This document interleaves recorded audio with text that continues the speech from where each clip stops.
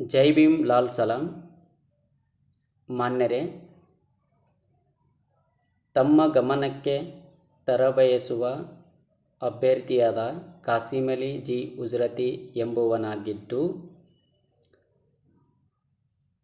ಯಾದಗಿರಿ ಜಿಲ್ಲೆಯ ವಕ್ಫ್ ಬೋರ್ಡ್ನಲ್ಲಿ 3 ಜನ ಸಿಬ್ಬಂದಿಗಳಿದ್ದು,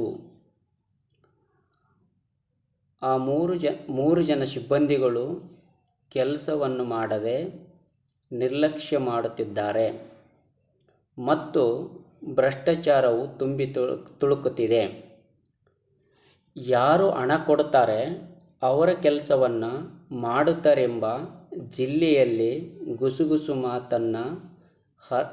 ಮಾತನ್ನು ಕೇಳಿಬರುತ್ತಿದೆ. ಉದಾಹರಣೆಗೆ, ನಾಗನಟಿ ಗ್ರಾಮದ ಮುತವಲಿಯಾದ ಮೊಹಮ್ಮದ್ ಗುಲಾಂ ಹುಸೇನ್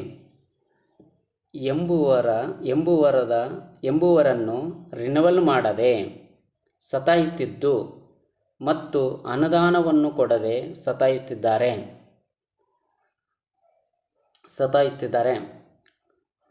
ಈ ನಾಗನಟಿ ಗ್ರಾಮಕ್ಕೆ ಮಾನ್ಯ ಶಾಸಕರು 2018ರಲ್ಲಿ ಮಾನ್ಯ ಶಾಸಕರಾದವರು ಸಹಿತ ಸರ್ಕಾರಕ್ಕೆ ಮತ್ತು ವಕ್ಫ್ ಬೋರ್ಡಿಗೆ ಅನುದಾನ ಕೊಡಲು ಕೋರಿದ್ದನ್ನು ಮತ್ತು ಇಂದಿನ ಕಾಂಗ್ರೆಸ್ ಸರ್ಕಾರವು ಕಳೆದ 1.5 ವರ್ಷದಿಂದ ಬಂದ ನಂತರ ಈ ನಾಗನಟಿ ಗ್ರಾಮಕ್ಕೆ ಅನುದಾನವನ್ನು ಮಾನ್ಯ ಅಂದಿನ ಶಾಸಕರು, ಇಂದಿನ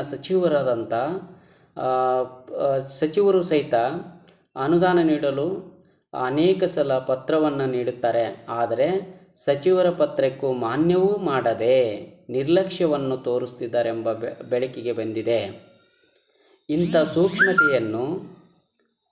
ಇಂಥ ಸೂಕ್ಷ್ಮತೆಯನ್ನು ಮನಗಂಡು ಈಗ ಪ್ರಸ್ತುತ ಇರುವ ಸಿಬ್ಬಂದಿಯನ್ನು ಕೂಡಲೇ ವರ್ಗಾವಣೆ ಮಾಡಿ ದಕ್ಷ ಅಧಿಕಾರಿಗಳನ್ನು ನೇಮಕ ಮಾಡಬೇಕೆಂದು ಕೋರುತ್ತೇನೆ. ಒಂದು ವೇಳೆ ಇದನ್ನು ನಿರ್ಲಕ್ಷ್ಯ ಮಾಡಿದರೆ ತಮ್ಮ ಕಚೇರಿ ಮುಂದೆ ಪ್ರಗತಿಪರರ ಸಮ್ಮುಖದಲ್ಲಿ ಹೋರಾಟವನ್ನು ಮಾಡಬೇಕಾಗುತ್ತದೆ ಎಂದು ತಮ್ಮ ಗಮನಕ್ಕೆ ತರಲು ಬಯಸುತ್ತೇನೆ.